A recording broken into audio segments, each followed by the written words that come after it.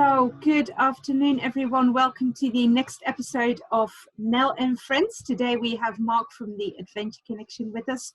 I will start off by saying, Mark, maybe you can introduce yourself and the company because you'll do that better than I can. Yes, I'm Mark Wright, and my company is the Adventure Connection. We're a B2B business which deals with the travel industry. We particularly focus on adventure travel, and we help to connect partners who, on the supply side, the people that create adventure travel products and services.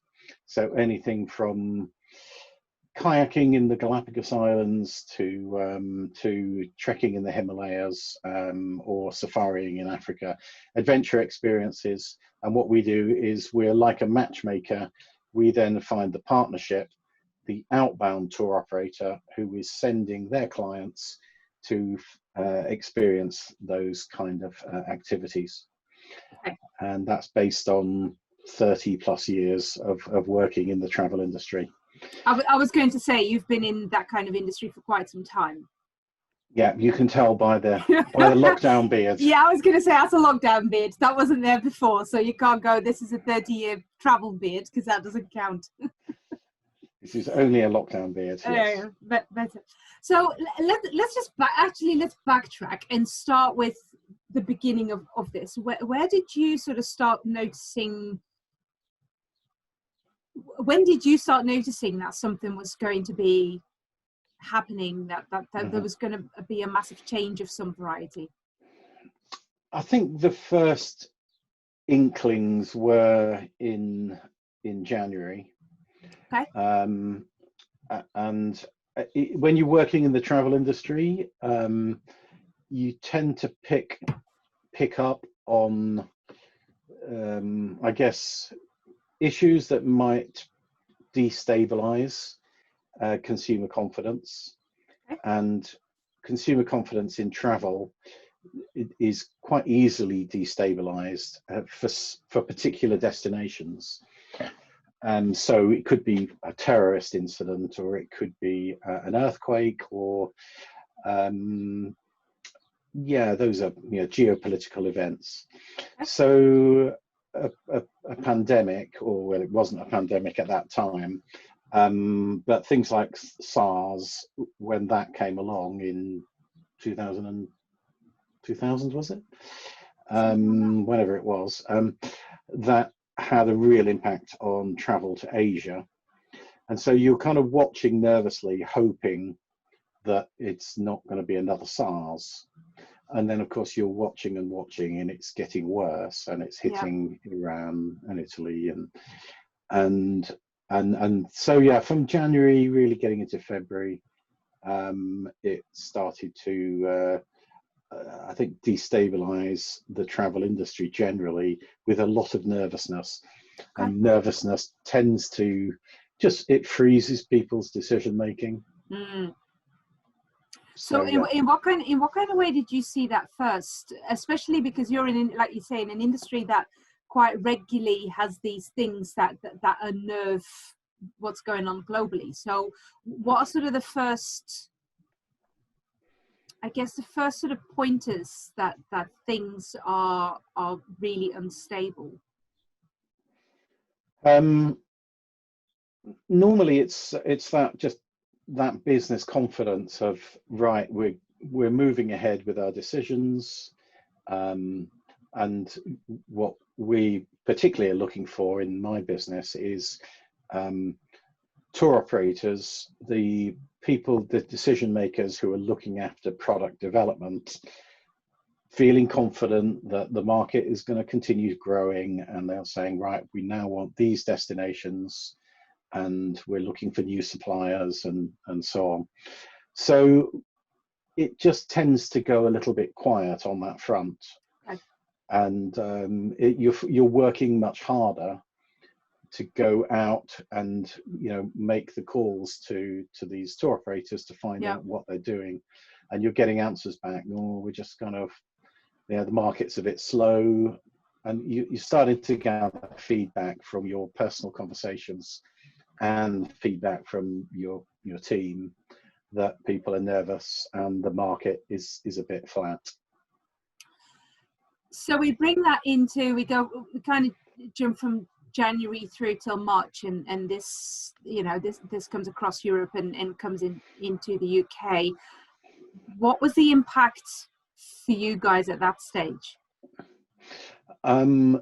So before lockdown, or? Yeah, around that sort of pre-lockdown going into lockdown, what did that look like for you all?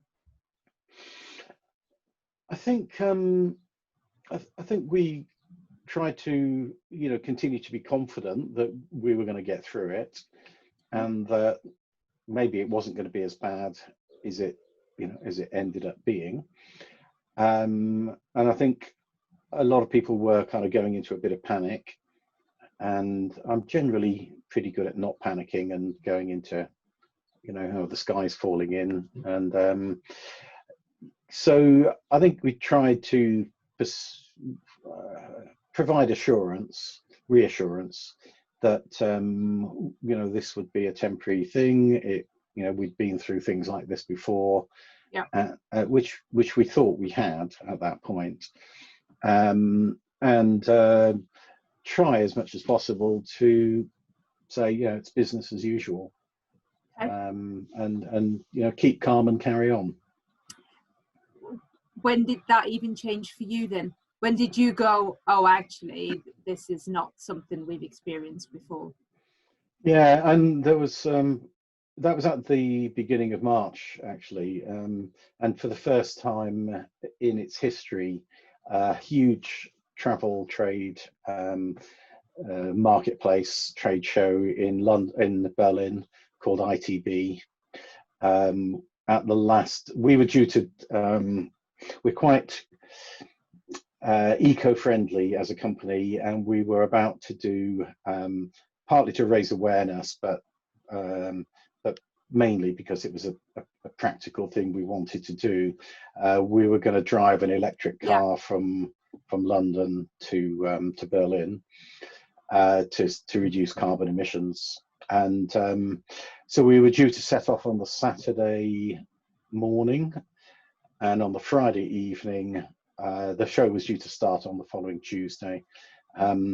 On the Friday evening at 6 o'clock, an announcement came that ITB was to be cancelled, and that was, it'd be like the World Cup final being cancelled. Yeah. It's a real significant magnitude, and I think that sent a big signal across the travel industry that things were not right, and that this was something bigger and different to anything we'd experienced before. So at that stage, how long did it take for you to see the impact in your business?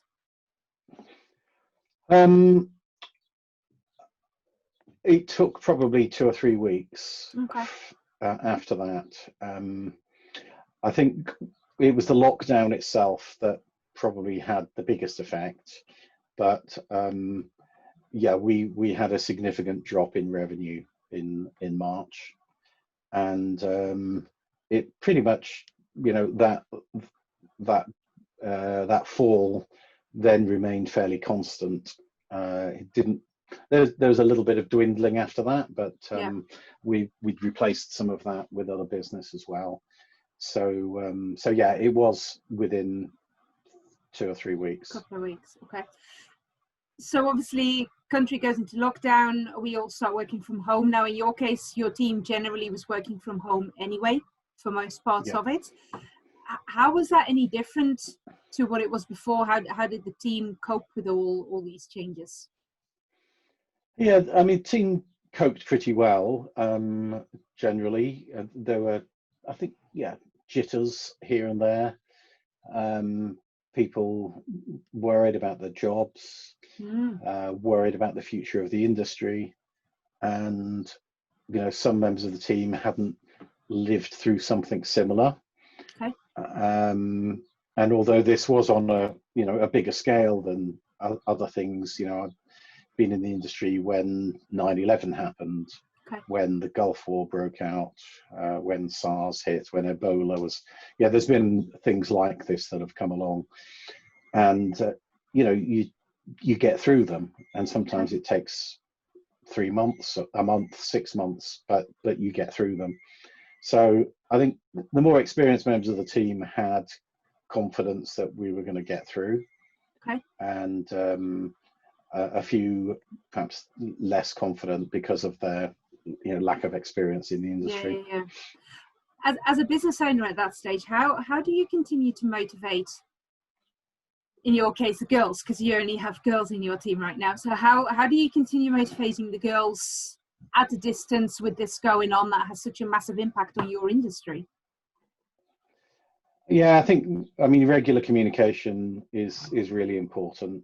And it's quite interesting because we've probably in some ways become better communicators. Okay. As a result of the lockdown. As you said, we mostly worked remotely. We have an office, but people tend to only come in a few times a week, and mostly people work from home because of the nature of our work. Yeah. So we're used to doing regular calls on Hangouts or Skype or Zoom. And so from that point of view, it wasn't really that different. Yeah. But from my point of view as a manager and owner, I think I became better at trying to do at least a weekly catch up with everybody, which we did before anyway, but I've just made them more focused. Okay. I've tried to give monthly objectives. I've tried to communicate where we are in the process, what we've achieved, and generally allow for some of the support that perhaps is needed at difficult times. Whereas I might have been too busy to think about that as much before. Yeah. I think in the current situation, you realise the need for support because of the insecurities everybody might be feeling, and because lots of things are changing in the world around us. So from a business perspective, and especially because you've been through this before, just with different circumstances, what were sort of the first couple of things that you did to try to secure a future for the business? So, we did a number of things. Probably the first thing was we upped our communication with our clients. Okay. And I did that personally. I asked our team to do it sort of more informally, but I did a regular update kind of newsletter, but more than a newsletter. It was more of a personal email to them with an update of what was happening here in the UK, okay, what we were doing, and how we could help them during what could be a difficult time ahead. And I did that probably either once a week or once every fortnight, okay, for about the first probably 6 weeks. Right. I also sort of made calls personally to all of our clients, again, just to keep in touch, just to see how they were doing and to give them a personal update on things. So that was probably the first thing, was communication. Okay. Internally, we also recognized the need for that, and so all of the team were trying to communicate as often as they could to reach out to our clients, and give them updates and give them support, really. Okay. And we also made a special offer, which was to offer them additional services free of charge. Okay. Which has helped many of them and has actually expanded our own sort of portfolio of work which we normally offer, but clients don't necessarily take us up on those services. Yeah. But in this case, many of them have, and so it's expanded our portfolio of case studies as well. nice, and it gives them an opportunity almost to experience something they might normally not as a service. Now, one of the things that we often talked about amongst a lot of my clients was we need to find something that you can potentially sell or do right now. So what were some of the changes that you made, new service wise or new product? Yes. So as well as the lines of business that we often offer, but they don't always take them, so we promoted those more heavily. Okay. We also went out to clients, to UK tour operators, offering our services to them. Okay. But probably thirdly, the most important was we realized that not too far into the lockdown, we realized that if this went on for a period of time, which it obviously has, that domestic tourism was likely to be the first thing to come back before international travel, which is proving to be right. So we started work on launching a whole different section of our business focused on domestic tourism, and which is launching this week. Which is launching this week. Yeah. Exciting times. But obviously we're still waiting to see what news is coming out in the news. Yeah. The news is ever changing, and the announcements that are coming up with in relation to corridors between countries, and also what people can and can't do in terms of domestic tourism, that's all evolving at the moment as well. So we're keeping a weather eye on what's going on, and I think throughout the whole thing we've just always tried to stay flexible, and in the first few days it felt like whatever you were trying to plan, something would shoot it down. So it was just trying to stay adaptable and to try and keep rebuilding, but realize that what you were rebuilding may not last, and then to look at it again and keep on, stay adaptable and change according to the circumstances. Yeah, I think that's one of the key things, isn't it? That's really come out for quite a few business owners that so far we've done these interviews with. It's that constant.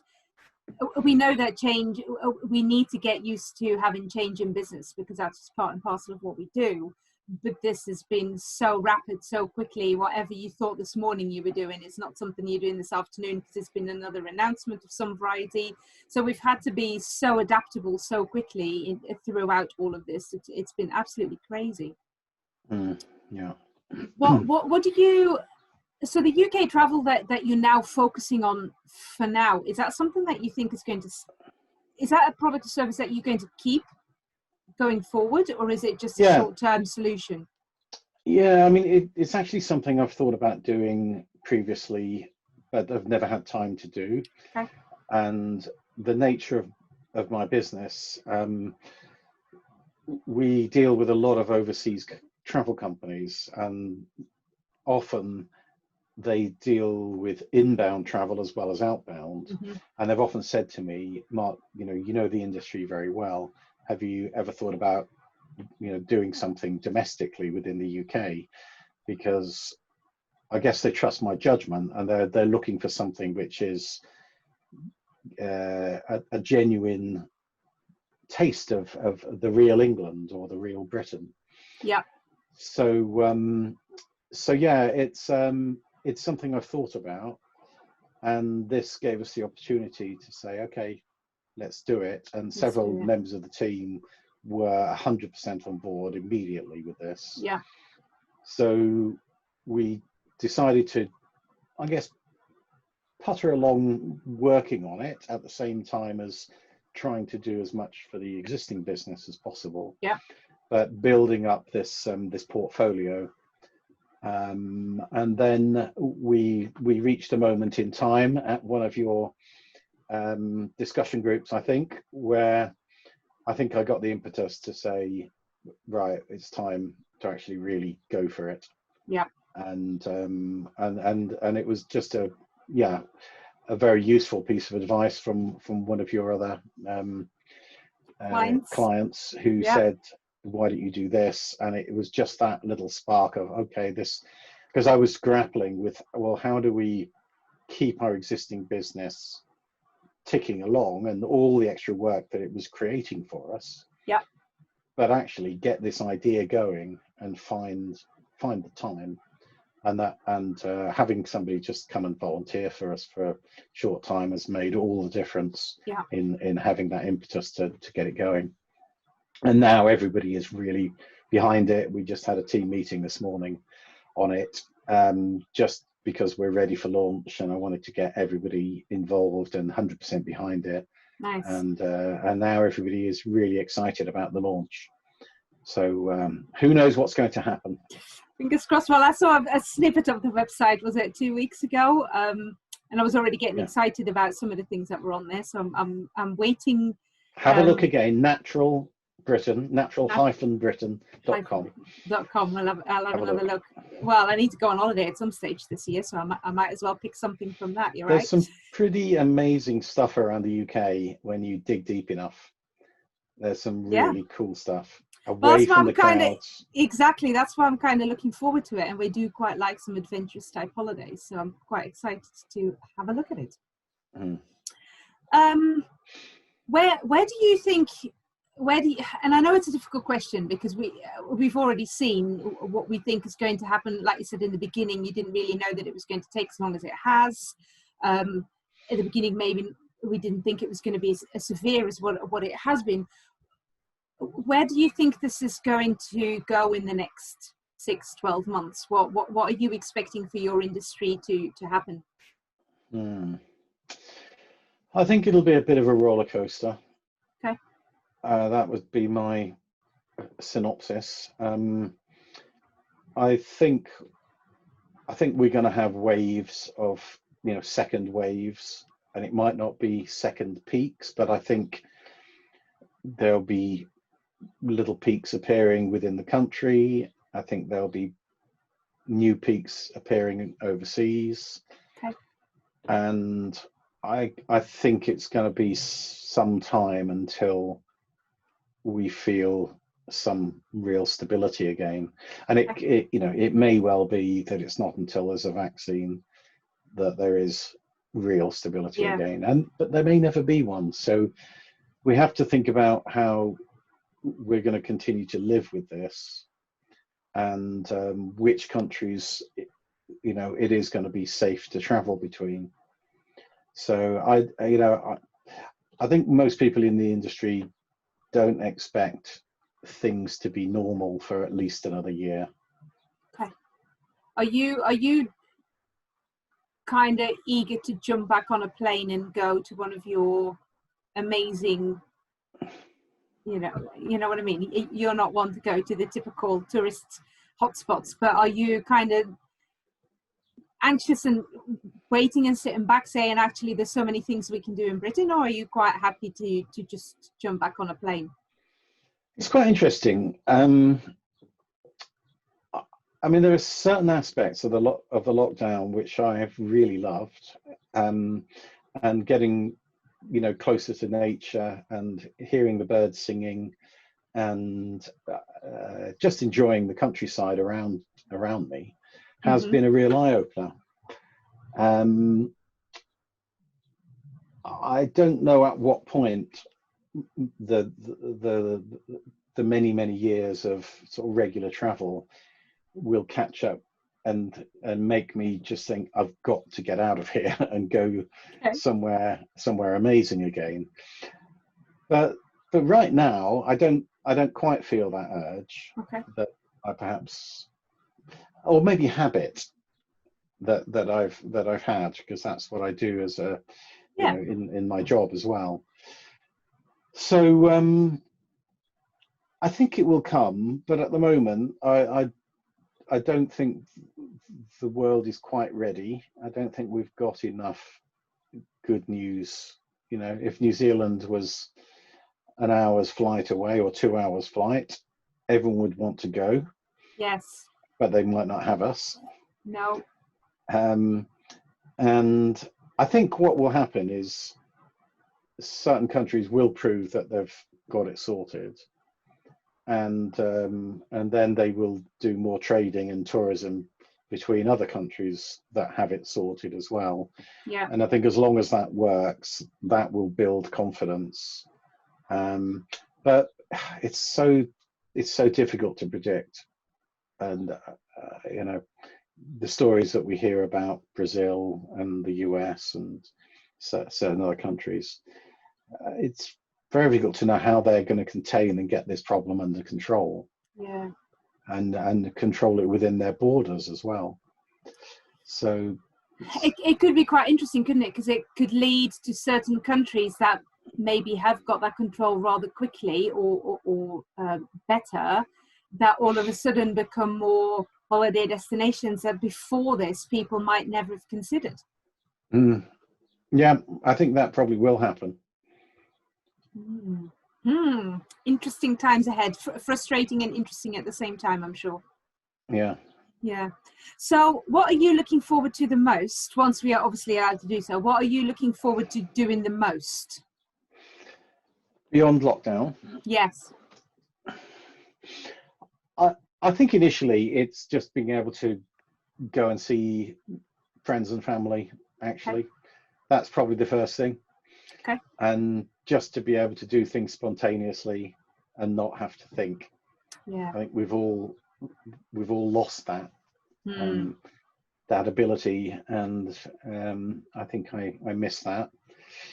So I think it kind of, and that confidence to go further then and travel overseas probably comes once you've got those base things back in place.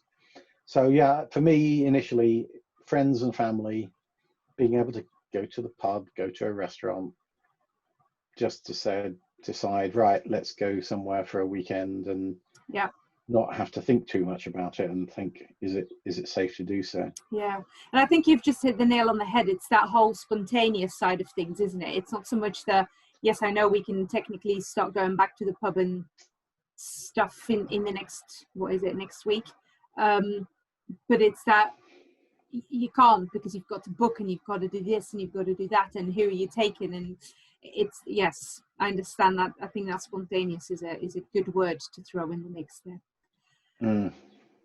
What's the key thing that you've learned about yourself in this? Ooh, good question.